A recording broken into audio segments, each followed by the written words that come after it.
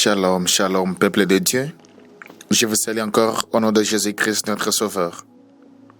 Bienvenue encore à notre programme des 30 jours de guérison. La parole de guérison d'aujourd'hui, 23 juillet.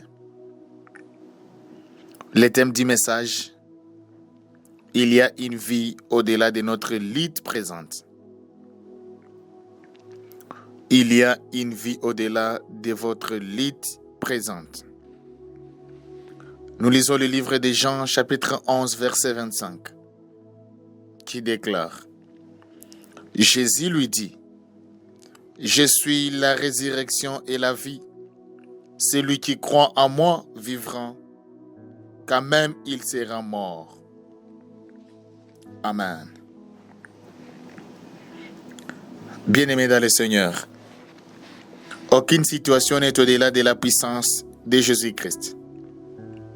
Lorsque Marthe pleurait la mort de son frère Lazare, Jésus s'est révélé comme la résurrection et la vie.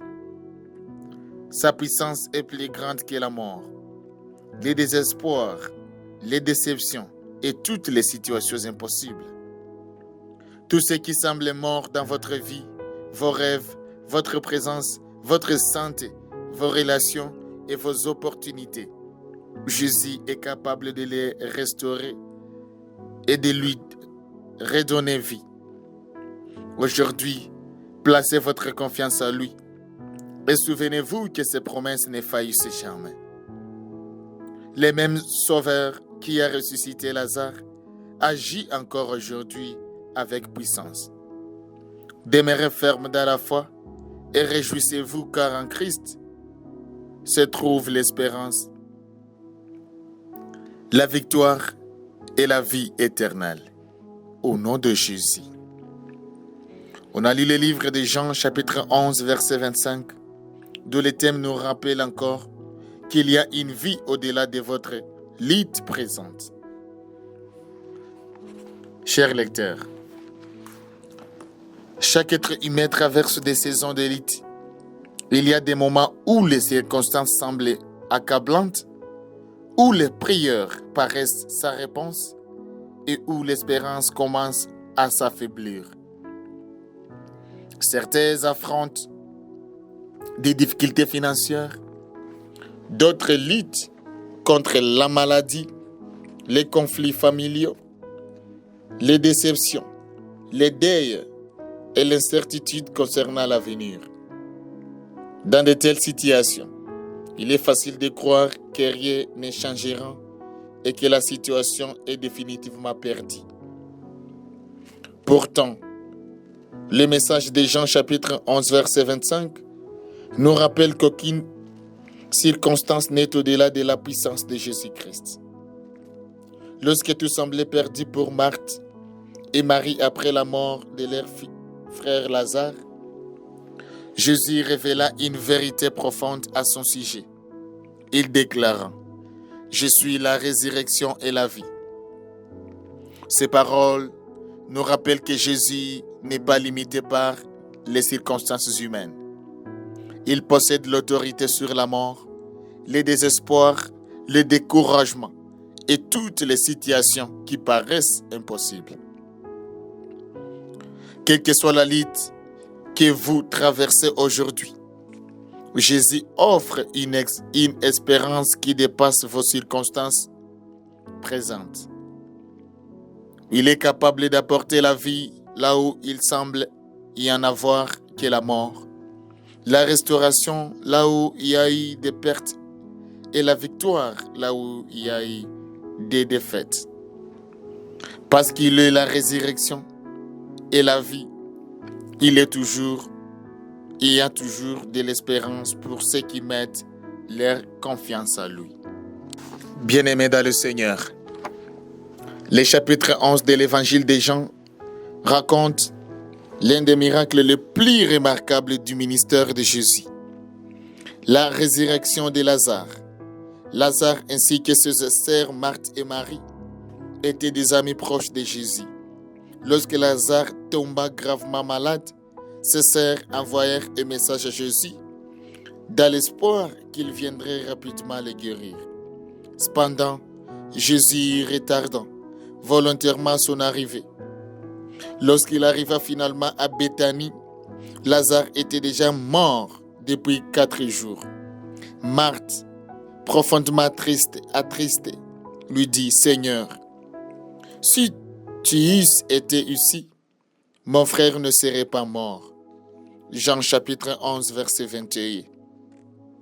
Bien qu'elle croyait en Dieu, Marthe avait du mal à imaginer comment sa situation pouvait encore changer. C'est dans ces moments de douleur et de déception que Jésus prononça ces paroles extraordinaires. « Je suis la résurrection et la vie. Celui qui croit en moi vivra, quand même il serait mort. » Jésus chapitre 11, verset 25. Jésus ne cherchait pas seulement à consoler Marthe, il révélait sa nature divine et sa puissance. Peu après, il se rendit au tombeau de Lazare et l'appela à sortir. Lazare revint à la vie, démontrant que Jésus possède véritablement l'autorité sur la mort elle-même. Ces miracles ne concernaient pas seulement Lazare, il était un signe annonçant la puissance de Christ pour apporter la vie, l'espérance et la résurrection à tous ceux qui croient en lui. Bien-aimés dans le Seigneur, l'expression « Je suis » est particulièrement significative. Elle rappelle la manière dont Dieu s'est révélé à Moïse dans l'Ancien Testament. Par ces mots, Jésus affirme sa divinité et son autorité souveraine. Le titre « La résurrection » signifie que Jésus possède les pouvoirs sur la mort. Il n'est pas simplement quelqu'un qui accomplit des résurrections. Il est lui-même la source de la résurrection. Par lui, ce qui semble définitivement perdu peut être restauré selon la volonté de Dieu. L'expression « et la vie » révèle que Jésus est la source de la vie physique, spirituelle et éternelle. Toute vie véritable trouve son origine en lui. La promesse « Celui qui croit en moi » souligne l'importance de la foi.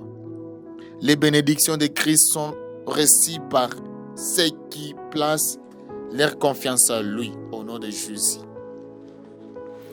La déclaration vivant quand même, il serait mort, annonce l'espérance de la vie éternelle. Ceux qui appartiennent à Christ, la mort physique n'a pas les derniers mots, car ils vivront éternellement avec lui. Ces vérités nous montrent que Jésus est à la fois celui qui donne la vie aujourd'hui et celui qui garantit la vie éternelle pour demain. Bien-aimés dans le Seigneur, les messages de Jean chapitre 11 verset 25 demeurent profondément pertinents aujourd'hui parce que beaucoup de personnes affrontent des situations qui semblent sans issue. Certains ont perdu des opportunités qu'ils ne pouvaient récupérer par leurs propres moyens. D'autres pleurent la perte d'un être cher, luttent contre la maladie, connaissent des difficultés financières ou portent des fardons qui semblent trop lourds à supporter. Parfois, nos circonstances paraissent aussi définitives que le tombeau de Lazare. La logique humaine affirme qu'il n'y a plus d'espoir. Les portes semblent fermées à jamais. Les rêves semblent morts. Pourtant, Jésus intervient précisément dans les situations qui paraissent impossibles, au nom de Jésus. L'histoire du Rwanda offre un exemple puissant de vie après souffrance. Après les génocides perpétrés contre les Tutsis de 1994, beaucoup pensaient que la guérison, la réconciliation et l'espérance ne pourraient jamais revenir. Les pertes étaient immenses et les blessures profondes. Pourtant, par la grâce de Dieu, les efforts de réconciliation, les leaderships, les responsables et la résilience des communautés. Une remarquable restauration a eu lieu. Bien que les défis subsistent, les Rwandais demeurent un témoignage vivant qu'une nouvelle vie peut émerger après une grande souffrance. L'apôtre Paul déclare: « Nous sommes pressés de toute manière, mais non réduits à l'extrémité. Dans la détresse, mais non dans le désespoir. » Le déclare 2 Corinthiens chapitre 4, verset 8. Paul avait compris que même lorsque les croyants traversent la grande difficulté, le désespoir n'a jamais le dernier mot parce que Christ est vivant. Dieu, de même le prophète Ésaïe annonce: « Voici, je vais faire une chose nouvelle sur le point d'arriver. Ne la connaîtrez-vous pas ?» Ésaïe chapitre 43, verset 19.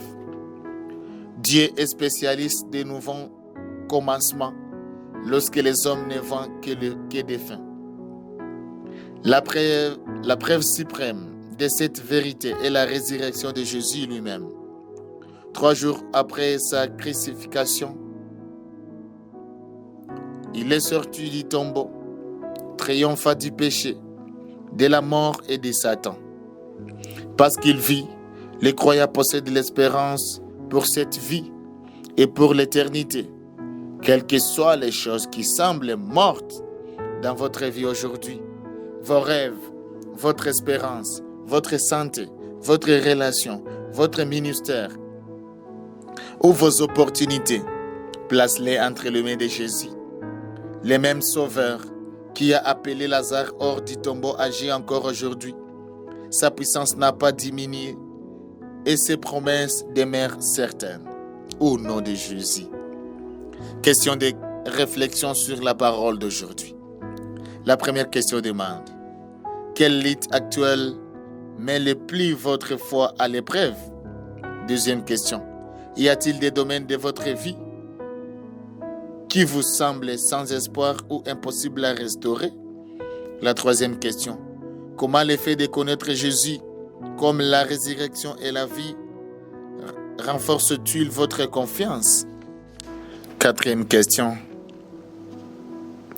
pouvez-vous identifier des mêmes où Dieu a apporté une nouvelle vie après une période de déception? Cinquième question: quel acte de foi Dieu vous demande-t-il d'accomplir pendant que vous attendez vos interventions? Que Dieu nous aide, que Dieu soit toujours de notre côté. Prions pour la parole. Père Céleste, nous te remercions pour Jésus-Christ, la résurrection et la vie. Merci parce qu'aucune situation n'est trop difficile pour toi et qu'aucune circonstance n'est au-delà de ta puissance. Merci pour l'espérance que nous possédons en ton Fils, qui a vaincu la mort et offre la vie éternelle à tous ceux qui croient en lui. Seigneur Jésus, nous déposons devant toi toutes nos luttes, nos déceptions et les fardeaux qui pèsent sur nos cœurs. Tu connais les situations qui nous semblent impossibles et les rêves qui paraissent perdus. Aide-nous à nous souvenir que tu es le plus grand que tous les obstacles que nous rencontrons. Père Céleste, je prie pour ceux qui sont dans les deuils aujourd'hui. Console-les par ta présence et remplis-les d'espérance. Pour ceux qui luttent contre la maladie, manifeste ta puissance de guérison. Pour ceux qui traversent les difficultés financières, pourvois à faire besoin selon ta sagesse. Pour ceux qui vivent des relations brisées, apporte la réconciliation et la restauration. Seigneur Jésus, souffle une vie nouvelle dans tout ce qui est devenu faible, découragé ou sans espoir. Restaure la foi là où le doute s'est installé renouvelle l'espérance là où la déception a pris racine. Fortifie ceux qui se sentent faibles et encourage ceux qui se sentent vaincus. Saint-Esprit, aide-nous à faire confiance au calendrier de Dieu, même lorsque nous ne comprenons pas ses voies. Enseigne-nous à marcher par la foi et non par la vie. Donne-nous l'assurance que le Dieu qui a ressuscité Lazare et qui a ressuscité Jésus d'entre les morts agit encore aujourd'hui. Nous déclarons qu'il y a une vie au-delà de notre lutte présente, parce que Jésus-Christ est la résurrection et la vie. Nous plaçons notre confiance en lui et recevons sa paix, sa force et son espérance. C'est au nom puissant de Jésus que nous prions ainsi. Amen. Que Dieu vous bénisse, que Dieu vous bénisse abondamment d'avoir toujours continué à suivre et aimer la parole de guérison. Nous continuons toujours à recevoir vos pensées et nous vous répondons toujours. Nous tenons à dire merci et féliciter tout ce monde qui continue à passer les commandes du livre. Que Dieu vous bénisse. Tous les autres aussi qui veulent passer aussi les commandes, je vais vous rappeler que le livre La parole de guérison, édition du mois de juillet, est déjà disponible sur Amazon.com. Tu peux passer ton commande. Tu as déjà acheté, n'accepte pas de guérir toi-même. Tu as besoin de partager tes pensées, tu peux nous contacter sur l'email suivant snrinanziza@gmail.com. Que Dieu vous bénisse abondamment.